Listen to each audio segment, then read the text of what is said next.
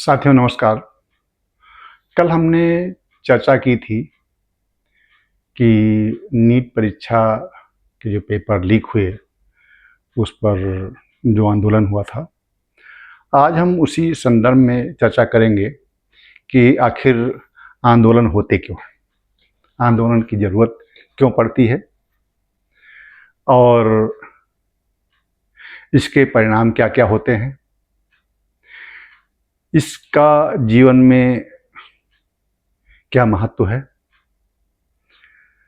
तो इसी क्रम में हम ये चर्चा करेंगे कि जिस तरह से किसान अपनी फसल तैयार करता है और खेत में फसल बोई जाती है और पूरी सिंचाई करते हैं, 3-4 महीने लगते हैं। जब अक्टूबर नवंबर में फसल कटने आ जाती है, उस समय अगर जानवर चर जाए काटते समय या कोई और प्राकृतिक आपदा आ जाए, तो जब किसान खेत में जाएगा तो उसको कुछ नहीं मिलेगा और खाली हाथ वो लौट जाएगा। इसी तरह से जो पूरे महीने काम करते हैं और अंत में सैलरी का दिन होता है और सैलरी के दिन कुछ ऐसा आ जाए कि ऑफिस में ताला लग जाए और कह दें सैलरी नहीं बनाई गई है। इस तरह से जो फैक्ट्रियों में काम करते हैं, कहीं भी काम करते हैं, अगर ऐसा आ जाए तो उनसे पूछिए कि उनके दिल पर क्या बीतेगी कि पूरे दिन पूरे बहुत समय तक मेहनत की और उनको कुछ नहीं। ठीक यही हाल स्टूडेंट का होता है। स्टूडेंट पूरे साल तैयारी करते हैं और तैयारी करके उम्मीद रखते हैं और जैसे वो तैयारी शुरू करते हैं उसके पीछे कई आशाएं बंधी होती हैं कि मान लीजिए हमने नीट की परीक्षा के लिए तैयारी आरंभ की है, इसके लिए बुक जुटाई गई और कोचिंग सेंटर खोजा गया और हम 1 साल से तैयारी कर रहे हैं और फला डेट में एग्ज़ाम होगा और एग्ज़ाम देने गए और पूरी तन्मयता से हम और पूरी मेहनत लगन के साथ पढ़ाई की और हमने पेपर सॉल्व किया। सॉल्व करने बाद जब लौट करके आते हैं तो उसके 1-2 दिन बाद जो प्राइवेट इंस्टीट्यूट हैं तो उसी हिसाब से की निकाल देते हैं तो लोग नंबर अपना जोड़ते हैं कि मेरा नाम आ रहा है और मेरा नाम नहीं आ रहा है। जिन जिन लोगों का नाम उसमें आ रहा है वो अपने घर में मिठाइयाँ बांटते हैं कि मेरा नाम आ जाएगा और मेरा नीट में एडमिशन हो जाएगा। ठीक उसके 3 दिन बाद क्या पता लगता है कि पेपर लीक हो गया। पेपर लीक हो गया तो एग्ज़ाम अब दोबारा होगा। तो आदमी ने पूरे साल 1 बाय 1 और पूरी प्रैक्टिस करके और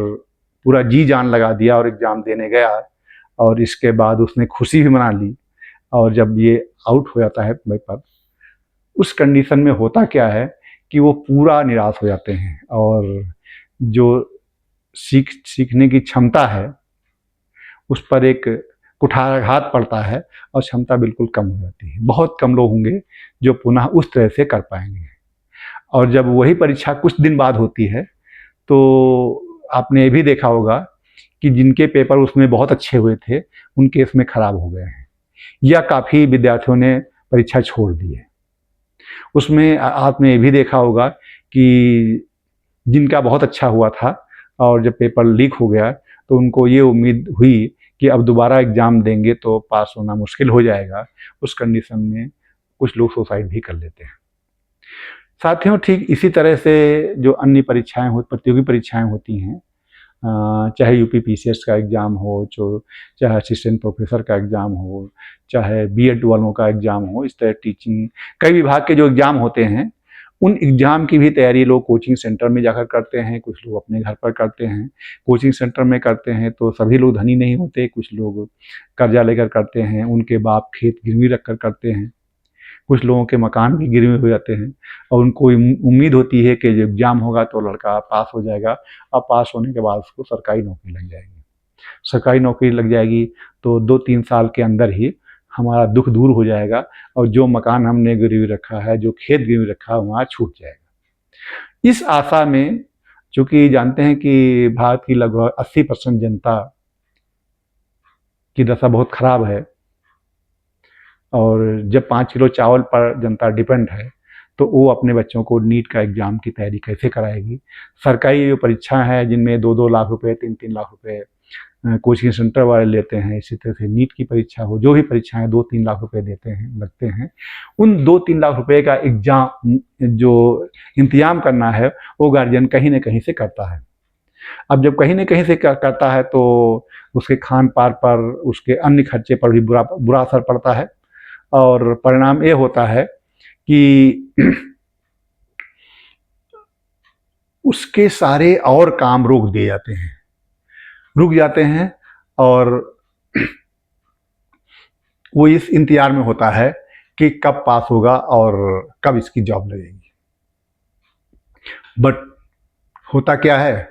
कि पेपर लीक हो गया, दोबारा एग्जाम होगा और जो उनके ऊपर आधारित डिपेंडेंट थे, जिनको आशाएं बंधी थी, वो सब निराशा में बदल जाते हैं। फिर सरकार से लोग मांग करते हैं, सरकार से मांग करते हैं कि पुनः ऐसा ना हो और इसी तरह से जो पेपर लीक होते हैं तो पुनः ऐसा ना हो, लेकिन उस पर कार्रवाई हल्की फुल्की होती है और लोग पकड़े भी जाते हैं और इसके बाद उनको जेल भी होती होगी कुछ दिन के लिए, फिर छोड़ दिए जाते हैं। अगर वही जो हमने कल चर्चा की थी, अगर वही कठोर दंड की व्यवस्था हो कि उनको आजीवन कारावास हो जाएगा और या तो फांसी की सजा होगी अगर वो अपराधी सिद्ध हो गए हैं, कोर्ट द्वारा अगर अपराधी सिद्ध हो गए हैं, तो उनको इस तरह से इसलिए होना चाहिए क्योंकि उनके सहारे लाखों लोग हैं, जो लाखों बच्चे एग्जाम में बैठते हैं। इसका मतलब ये हुआ कि लाखों लोगों की आत्मा को उन्होंने मार दिया, लाखों लोगों की उम्मीदें मर गई। कितने लोगों की उम्मीदें मर गई, कितने लोग उन पर डिपेंड थे, उन्होंने कितना नुकसान किया है। एक आदमी का नुकसान नहीं, अगर वो 2 लोगों का मर्डर करते, 5 लोगों का मर्डर करते, उस कंडीशन में 5 लोग ही मरते, लेकिन इस दशा में 5 बजाय 50,000 मर गए, जिसकी कल्पना नहीं किया होते हैं। इसका परिणाम क्या होगा? जब मैं 92-93 में पढ़ता था तो किसी ने मैगजीन में लिखा था कि 2025 के बाद एक ऐसा अवसर आएगा कि 25% लोग सरकारी नौकरी की तरफ मुख मोड़ लेंगे, मतलब ध्यान नहीं देंगे और उससे बिल्कुल आशा छोड़ देंगे। अभी 2026 चल रहा है और सही बात 2025 पार हो चुका है। जो व्यवस्था चल रही है उस व्यवस्था का परिणाम यही है कि 25 क्यों 35-40% लोग सरकारी नौकरी की तरफ जाना पसंद नहीं करते हैं, क्योंकि वो टेक्निकल करके कुछ न कोई छोटी मोटी जॉब पा करके अपनी घर की व्यवस्था चलाना शुरू कर देते हैं। क्योंकि इसका पता नहीं कितनी एज, कई लोगों की एज, उत्तर प्रदेश में देखा है बहुत लोगों की एज चली गई और ऐसे एग्ज़ाम देते थे, एग्ज़ाम होते हैं फिर पेपर लीक हो जाता है। इसी तरह से परीक्षा टलना भी बहुत बड़ा घातक है कि सरकार ने परीक्षा ली और परीक्षा का रिजल्ट भी आ गया, अब उसका इंटरव्यू होना है, उसके इंटरव्यू टाल दिए जाते हैं। इंटरव्यू के लिए आदमी 2-3 महीने लगातार 24 मतलब एक आदमी 12-12 घंटे तैयारी करता है और कहता है कि फला डेट में एग्ज़ाम है। जब वो डेट आने वाली होती है ठीक उसके 5 दिन पहले नोटिस आ जाता है, या कई बार तो ऐसा होता है 3 दिन पहले नोटिस आता है कि परीक्षा टाल दी गई है। उस दशा में क्या होगा कि जिसने तैयारी की थी और उसके दिमाग पर क्या बीतेगी, आप अपने आप यही सोचिए। इस तरह से कि जैसे खड़ी फसल में बाढ़ आ जाए, पूरी फसल उजड़ जाए, ठीक उस तरह से उसकी पूरी दुनिया उजड़ जाती है। तो साथियों, हमें ये सोचना है कि इसके लिए भी सरकार को ये सोचना चाहिए कि जब हमने डेट निश्चित कर दी तो उसको टालना बहुत घातक होगा, उसको टालना नहीं चाहिए किसी भी दशा में। और इसी तरह से जो पेपर लीक होते हैं उन पर कठोर कदम उठाने चाहिए, क्योंकि अभी तो 2026 है, इसी तरह से रहा और 10 साल और रहा तो 10 साल के बाद करीब 60% से ऊपर सरकारी नौकरी की ओर मुख मोड़ लेंगे, उनका विश्वास ही उठ जाएगा। और जिस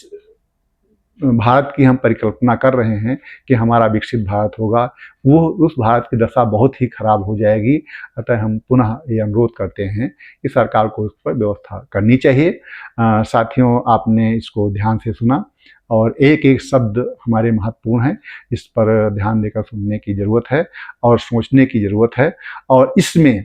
जो अब दूसरी चीज़ सोचने की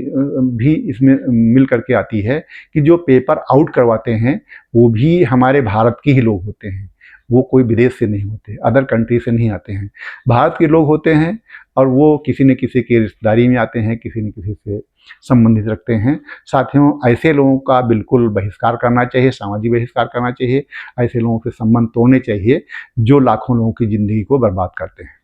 इनको बिल्कुल अलग करना चाहिए। तो इसमें सरकार की तो जिम्मेदारी है ही, सरकार के साथ साथ हमारे समाज की भी जिम्मेदारी है और उन छात्रों की भी जिम्मेदारी है, उनके अभिभावक की भी जिम्मेदारी है कि जो उनकी जान पहचान में हो और ऐसी घटनाएं करते हैं, अगर देश को स्वर्णिम बनाना है तो उनसे बिल्कुल संबंध